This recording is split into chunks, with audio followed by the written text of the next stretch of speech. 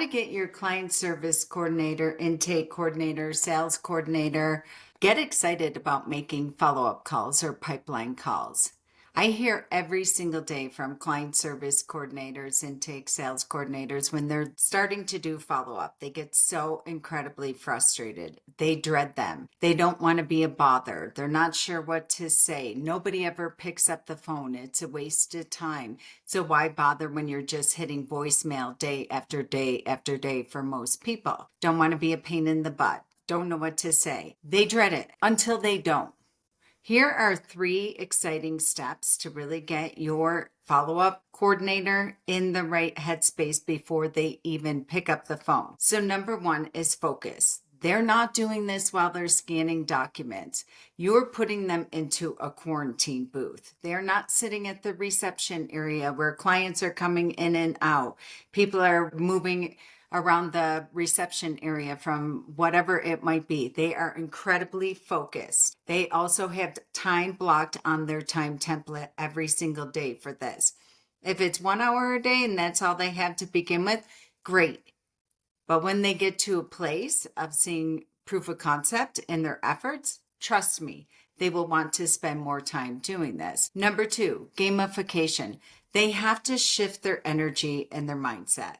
This is a volume game. 100 calls a day, 100 calls a week, whatever it might be. This is not a game of getting people to answer the phone. This is about client care. This is about over communication, especially in this day and age where people will not pick up the phone. So this is just an outreach game. They have the mindset that their goal is not to be able to talk to people. It is for your law firm, for their compassion, for their empathy to show up on somebody's voicemail, text, and email.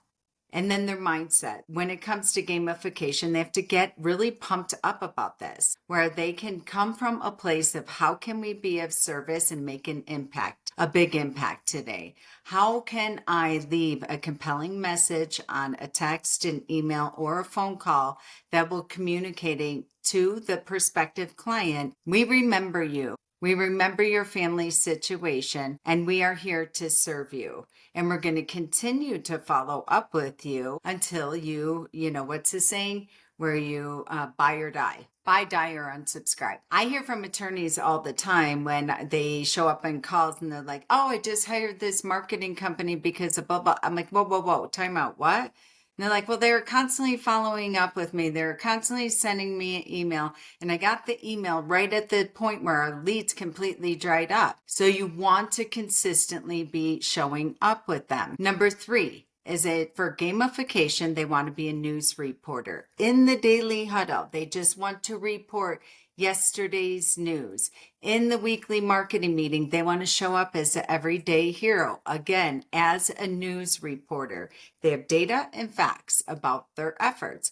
They're no longer feeling like they're going to get in trouble if I made 100 outbound calls and nobody picked up the phone. No, because when you're reporting this after 2 or 3 weeks of doing it, and you say, I got 5 additional booked appointments this week, and they were people that were returning my phone call that I left 3 weeks ago. They have to connect the dots about the efforts today, how they impact revenue in 90 days, 120 days, 6 months from now, what have you. And they're also the voice of the customer cop. So they're again, from a news reporter, they're saying, okay, I made 100 phone calls. I spoke to 10 people, and here is what they said to me. Then that gives you copy and content for copywriting, for your blogs, for your emails, for your newsletters, what have you.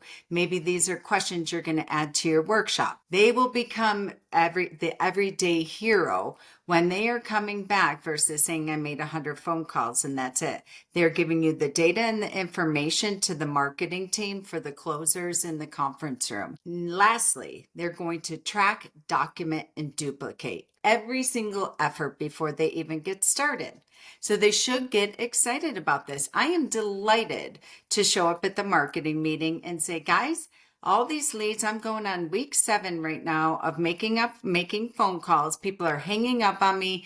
They're angry, they're spam, they're whatever it might be. And we have a marketing problem here. You're delighted to be able to give that information. And it's not from throwing marketing under the bus. Marketing should be incredibly grateful for this data and information so they can tweak their targeting for you. So when they're tracking and documenting and duplicating, they're seeing what's working, what's not working, every effort, the time of day that they're calling, how many voicemails are reached, how many people picked up, how many responded to voicemail, how many responded to text, how many responded to email, which one is performing better. And then they can start to track and measure it. So last week I made phone calls from 8 to 9 every single day. I reached nobody. This week, I'm going to move it from 12 to 1.